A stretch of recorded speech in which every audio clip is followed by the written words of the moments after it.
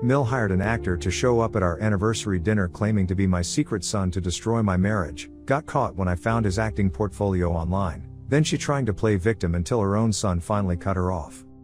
Our 5th wedding anniversary was supposed to be peaceful, just a simple gathering at a nice restaurant with a few close family members, no big speeches, no dramatics. My husband, Marcus, 40M, and 38F, had agreed on that. After everything his mother had put us through over the years, we both knew the less attention we drew to ourselves, the better. We didn't even want a cake.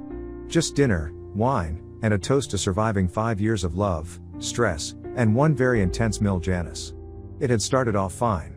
Marcus looked dashing, relaxed for once, and I had picked a wine-colored wrap dress I knew he loved. His cousins were there, his aunt, and a few friends. Even his sister showed up, though I saw her flinch every time her mother opened her mouth. I kept the conversation light, even when Janice sat down and immediately began criticizing the restaurant's lighting. She said the shadows made me look sick. I smiled and thanked her. Marcus squeezed my hand under the table. Dinner came, and Marcus stood up to give a short toast. He was sweet, a little awkward like always, and just as he lifted his glass to thank me for putting up with his terrible coffee habits, the doors to the restaurant opened and everything shifted. A young man, maybe 22 or 23, walked in confidently like he was supposed to be there. His hair was gelled back, he wore a crisp suit, and he held a manila envelope in one hand. I didn't recognize him at all. But Janice stood up like she'd been waiting for this exact moment. Her face twisted into the most pitiful expression I'd ever seen her wear, and she turned to Marcus and said she was so sorry, but this couldn't wait. This young man, she gestured dramatically like she was on stage, had something urgent to say. Marcus looked at her, confused. I looked at Marcus, then at the man. He stepped forward and said something that nearly made me choke on my champagne. He said his name was Ryan. And he was my son. Dead silence. I laughed. I genuinely thought it was a prank at first. I didn't have a son. I had never been pregnant in my life. I opened my mouth to say just that, but the guy kept talking. Said I'd gotten pregnant young and given him up for adoption, and now that he'd tracked me down, he just wanted to know his mother. I looked around the table, expecting someone to say something, call him out, do something. Instead, Janice sat back down and said this was why she always knew something was off about me. That gut instinct mothers have, she said, she'd felt it from the moment we met. Marcus didn't say anything. Not at first. I calmly told the man, Ryan, if that was even his real name, that he had the wrong person. I had never been pregnant, never adopted a child out, and if he really believed I was his birth mother, I would need some serious documentation. He said he had it. That's when he held out the envelope. Marcus took it, but I could tell he didn't want to. He looked stunned, like he didn't know what he was supposed to do. He handed it to me, and I opened it. Inside were a few pieces of paper, a birth certificate with my name typed neatly in the mother field, a photo of me from college, one I'd posted online, and what looked like a very brief letter that said I'd left him at a hospital and never looked back. I couldn't even be angry yet. I was still trying to process how absurd the entire situation was. I told him flat out that this was fake. That I didn't know where he got the information, or why he was doing this, but it was fabricated. None of it was real. He looked at me like I'd slapped him. Janice stood again, saying this was exactly what she expected from someone like me. Cold, manipulative, secretive. She turned to Marcus and said, maybe now he would open his eyes. Marcus said nothing. That silence hurt more than I expected. Ryan tried again, asking if we could just talk, if I'd agree to a DNA test. I looked at him, then at Marcus, and said fine, let's do a test. Right now, let's call a lawyer, too, while we're at it. This wasn't some soap opera. If this guy really thought I was his mother, we'd get legal verification. That seemed to rattle him. He stepped back, mumbled that maybe he'd come at the wrong time. He looked toward Janice, then left without another word. After he was gone, everyone turned toward me, most with disbelief, some with pity. Marcus stood, but not for me. He followed his mother outside. I sat there alone while the rest of the table awkwardly tried to finish their meal. When Marcus came back, I asked him what he believed. He said he didn't know yet. Not exactly the most comforting thing to hear from your husband after someone crashes your anniversary claiming to be your secret child. Update 1, I didn't sleep that night. While Marcus turned from side to side beside me in silence, pretending to rest, I stared at the ceiling, trying to process what had happened. I kept thinking about that man's face, Ryan, if that was even his real name. He didn't flinch when he lied. He acted like he truly believed every word of that ridiculous story. But what really kept me awake was Marcus's silence. That pause after everything, the way he said he didn't know yet. That shattered something in me I didn't know could still break. By morning, I had made a decision.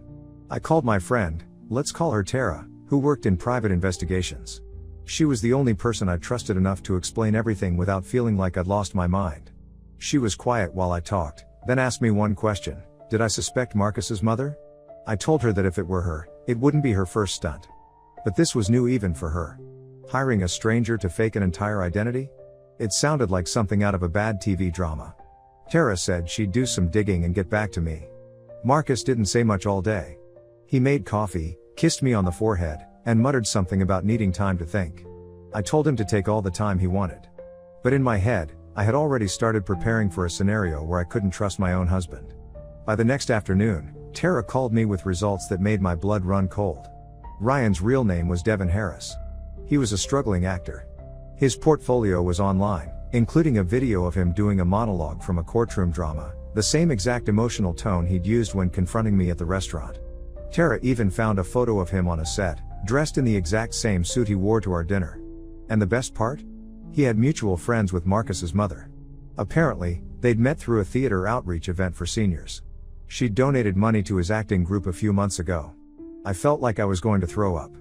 Tara offered to keep digging, but I told her to pause for now. I had enough. Enough to confront Marcus. Enough to know I wasn't crazy. That night, I sat down with Marcus and showed him the actor's website, the photo, everything. He looked at it like he didn't want to believe it, like accepting it would be admitting how far his mother had really gone. I asked him point blank if he still believed Ryan was my son. He looked at me and said no. But I felt like the damage had been done. I told him his mother had crossed a line that couldn't be uncrossed. That I had taken every little jab she threw over the years, every passive-aggressive comment, every sly manipulation, but this was character assassination. He apologized, said he'd talked to her, said she probably didn't think it would go that far. I laughed. I told him he needed to stop defending her like she was some clueless old lady. She knew exactly what she was doing. This was a woman who had once sent a fake email to my job pretending to be a concerned client just to get me in trouble because I didn't invite her to a business dinner. This was calculated. Meant to humiliate me. At our anniversary dinner, no less. He looked embarrassed but tried to say maybe it was just her way of getting him to open his eyes. I told him the only eyes that needed opening were hers, preferably in a therapist's office. And that's when something shifted. He stopped defending her. I could see it in his face. He finally realized how deep the poison ran. A few days passed. He confronted his mother. I didn't go with him. I didn't trust myself not to throw something at her. He came back with a face like stone. She'd admitted to arranging the meeting with Ryan/Devin. She spun some story about just testing how honest I was. She said it was a harmless experiment to see what I'd say when cornered. He told her she needed help. That if she wanted a relationship with him, she had to go to therapy. She called me a manipulator. Said I'd brainwashed her son into turning against his own mother. I guess that was the final straw for Marcus.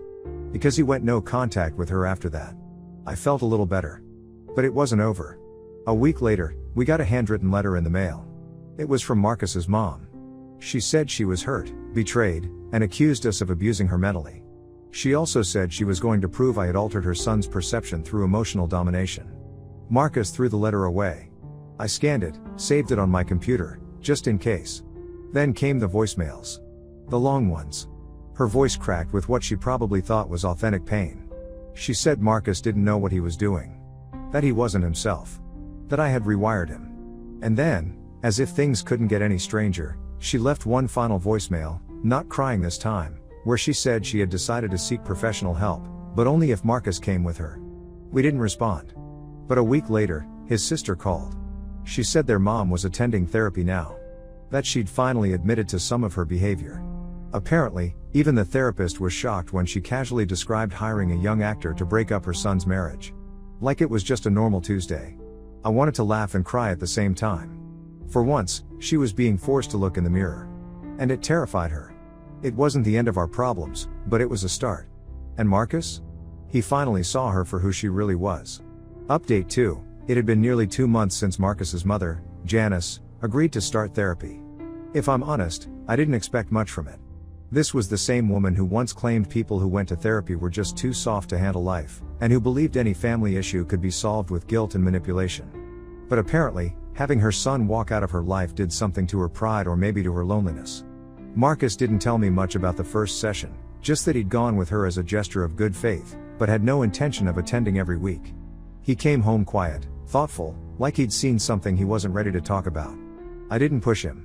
I figured if Janice was truly serious about fixing things, she'd have to do it without dragging Marcus in as her emotional crutch.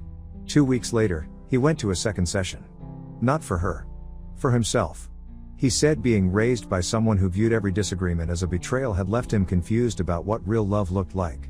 I think that was the first time he fully admitted his mother had emotionally manipulated him for most of his life. That night, he looked me in the eyes and said he was sorry it took him so long to defend me. He said that for years, he'd been torn between pleasing his mother and being a good husband, and he didn't realize how many tiny pieces of me he had let her destroy in the process. It wasn't a big, dramatic apology. Just quiet honesty. And that meant more than any grand gesture ever could. Meanwhile, Janice had started sending Marcus weekly updates. She'd email vague summaries of what she'd learned in therapy. Things like, "I now understand how my tone might come across as accusatory," or "I'm working on personal accountability." It sounded rehearsed. Like she was reading straight from a therapist's notebook and trying to earn brownie points. But then she did something that caught both of us off guard. She sent me a letter. Not a voicemail. Not a Facebook message. A real, handwritten letter. It was 3 pages long, and honestly, the first page was still soaked in defensiveness. She mentioned how lonely she had been, how she thought I was trying to take her only son away, how she believed she was being phased out of his life, and wanted to take back control. She wrote about feeling betrayed when Marcus chose me over her. That part stung, but at least she admitted it. Page 2 was more self-aware. She wrote that she had started seeing how controlling she'd become. That she had built her entire identity around being indispensable to Marcus, and when that identity was threatened, she lashed out. She even admitted that hiring the actor to pretend to be my child was reprehensible. Her word, not mine. Page 3 was where she asked for a meeting. She said she didn't expect forgiveness right away, but she wanted the chance to prove she had changed. She asked if I would sit down with her. Just once. No drama. No tricks. I sat on the letter for 3 days. I must have read it 15 times. Part of me wanted to burn it. The other part wondered if she was actually trying. And if she was, what kind of person would that make me if I didn't at least listen? So I agreed. But on my terms. We met at a small cafe near my office, during lunch hours when it would be full of people.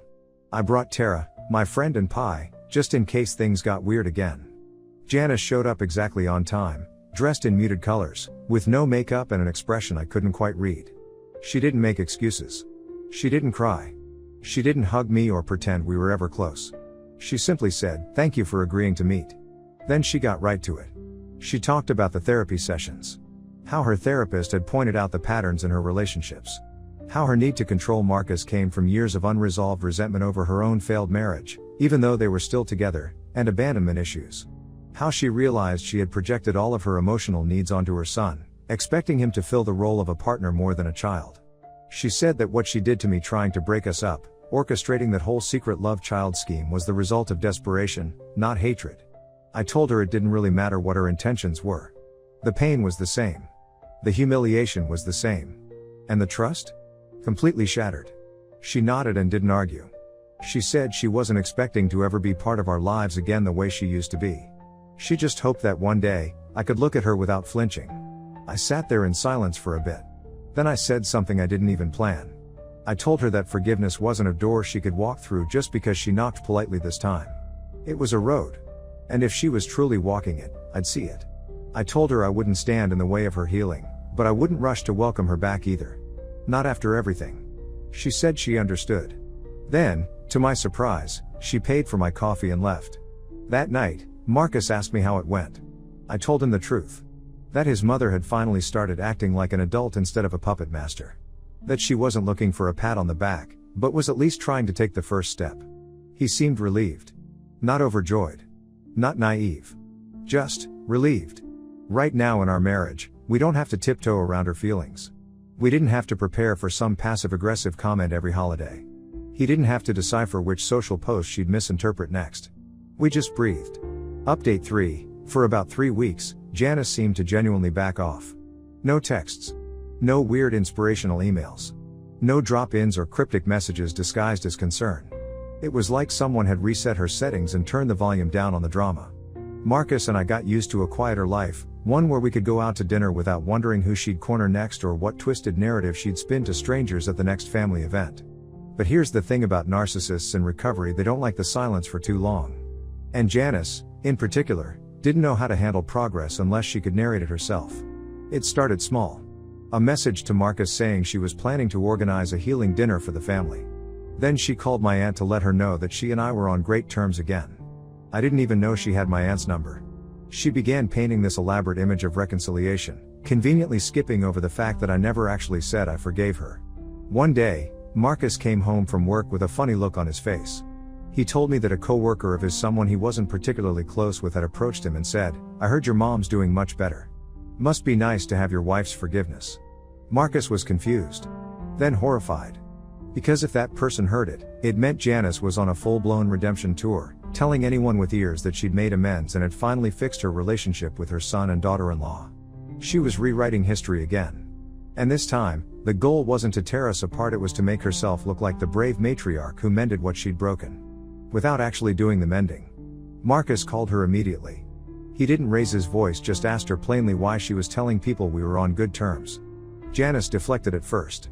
Said things like, "Well, we're at least trying to be cordial, and isn't that the same thing as progress?" He told her no. Cordial wasn't reconciliation. And forgiveness wasn't a story you got to publish before the ending had been written. She got quiet after that. For once, she didn't argue. We thought maybe that was the end of it. We were wrong. A week later, we got an invitation to a brunch at a fancy vineyard. The card had glittery lettering and phrases like a celebration of family, forgiveness, and fresh starts. On the back, in her unmistakable cursive, Janice wrote, "This brunch is to honor how far we've come as a family. I hope you'll attend. No pressure, just love." I nearly laughed. This woman really printed invites for her own forgiveness arc. Marcus told her absolutely not. That throwing a party to publicly pat herself on the back for healing with us, when she hadn't even finished a full month of real accountability, was delusional. He told her that if she truly wanted to rebuild relationships, she'd have to stop trying to direct the narrative like it was a school play. Janice cried. Or at least, she made the sounds of someone crying. It was over the phone, so who knows? She said she just wanted people to stop thinking she was a monster. That she needed to control the story because otherwise, people might think she was still the same person who hired an actor to sabotage her son's marriage. That's when it hit me: she didn't want healing. She wanted absolution. She wanted everyone to say, "Wow, look how far she's come." Without ever having to sit with the discomfort of what she'd done. Without rebuilding trust. Without truly listening to how she hurt us. It was all about the optics. I wasn't surprised. But I was done. So I decided to go one step further. A week later, I posted a blog entry to my private account. The one I used for journaling, mostly locked, mostly anonymous. But this time, I kept it open. I told our story from start to finish. I didn't name her. I didn't need to. The actor she hired. The accusation. The fake scandal. The therapy, the fake reconciliation brunch. I wrote about how some people want redemption, not because they've changed, but because they're tired of being held accountable. It didn't go viral. It wasn't meant to. But people read it. Enough to make its way to Janice's church circle. Her book club. Her garden group. And suddenly, she was the one fielding awkward conversations. Marcus got a message from her that week. No crying this time. Just cold, clipped frustration. She said she felt attacked, misunderstood, and betrayed. That she thought I'd chosen to move forward, and instead I was smearing her name. She said if I had any decency, I would have let her repair her reputation in peace. I told Marcus not to respond. Not out of spite, but because I finally understood something. Janice wasn't interested in healing. She was interested in the appearance of healing. And anything that disrupted that image was, in her eyes, cruelty. But it wasn't cruel to tell the truth. It wasn't cruel to say, "I'm not there yet." It wasn't cruel to let people see that not every wound has to be covered in rose-colored gauze just to make others comfortable. Janice stopped therapy after that. Or at least, she stopped talking about it. The redemption brunch never happened. The family stopped asking about how things were going with Janice because now they knew the real answer. And Marcus? He was freer than I'd ever seen him. He didn't feel guilty about setting boundaries.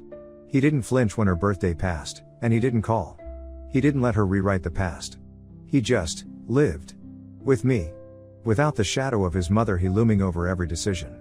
Sometimes healing isn't pretty. Sometimes it isn't mutual. Sometimes, the most healing thing you can do is walk away from someone who refuses to stop pretending they're the victim in a mess they created. Update 4. After the failed redemption brunch and the blog post that exploded across Janice's social circles, we enjoyed a stretch of peace that almost felt weird. Like waiting for a tornado to touch down after a few quiet gusts. Marcus and I stopped tiptoeing around her name. We could make plans without wondering if we'd need to cancel because of some family drama. We even booked a small trip out of state, something we'd been too stressed to enjoy in past years. But of course, peace doesn't sit well with someone like Janice. It was about 2 months after the blog post when the messages started again. Not rage-filled this time. No accusations. Instead, they were full of spiritual quotes, forgiveness mantras, and even photos of nature walks she was supposedly taking for healing. I could almost hear her voice behind the screen, narrating each message with faux serenity like she was on a reality show about spiritual awakenings. Marcus didn't reply. Neither did I. We weren't interested in the performance. Then came the text message. Just a single sentence, "You've brainwashed my son, and I want my family back," that snapped it all into place. She was spiraling again. A few days later, Marcus's sister called him and warned us to be careful. Janice had shown up at her house in tears, saying that I was controlling Marcus's every move, that he hadn't been the same since we got married, and that I was isolating him from his own mother. She cried about how no one believed her anymore and insisted that Marcus was too mentally manipulated to see that I was turning him into someone else. That was when we knew she was gearing up for something big. And sure enough, it came on the night of our cousin's party. It was a small gathering at a local art gallery that they loved. Intimate, cozy, and filled with people who had supported each other through the roller coaster of our lives. Friends. A couple of cousins. No drama. Just laughter, toasts, and cake. Until Janice walked in. She wasn't invited. She wore all black. Like she was attending a funeral instead of a celebration. Her eyes were puffy, and her energy was erratic. She hovered near the entrance, not really engaging with anyone, until she saw Marcus give me a kiss on the cheek during a toast. That's when it happened. She stormed forward, right into the middle of the party, and in front of everyone, yelled that she wasn't going to stay silent anymore. The music stopped. The room froze. She pointed at me, voice trembling and wild, and said that I had poisoned her son's mind. That ever since I came into his life, he'd been distant, cold, and unnaturally obedient. She accused me of manipulative control tactics, as if I'd cast some kind of spell over Marcus. She said she couldn't take it anymore watching her son, the sweet boy who used to call her every morning, become someone who couldn't even look his mother in the eye. Marcus didn't yell. He didn't lash out. He calmly walked over to her and said one sentence, "You need help, Mom." The silence that followed was thicker than anything I've ever felt. Janice blinked like she'd been slapped. She looked around the room, at the people she thought might back her up, and saw nothing but stunned faces and shaking heads. Even her own sister turned away. She left. But that wasn't the end. 2 days later, we got a call from Janice's neighbor. She'd had some kind of breakdown crying on her porch, talking to herself, saying she didn't know who she was anymore. The neighbor had called a wellness check. That same day, Marcus got a call from the therapist Janice had originally seen months ago. Apparently, she had checked herself back in only this time. She asked for long-term therapy. Voluntarily. Marcus didn't go see her. Neither did I, but he told me later that he didn't feel guilty.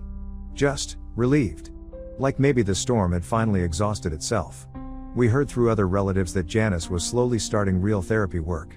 That she'd stopped calling herself the victim and was beginning to unpack her obsession with control, her emotional manipulation, her belief that love meant obedience.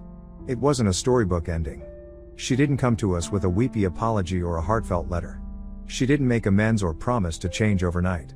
But she stopped trying to force her narrative into ours. And that, in a way, was the best gift she could have given us. As for us, we kept living. Kept laughing. Without her shadow looming over every joyful moment. Sometimes, the villains in our stories don't get a redemption arc. Sometimes, they just get therapy. And that's enough.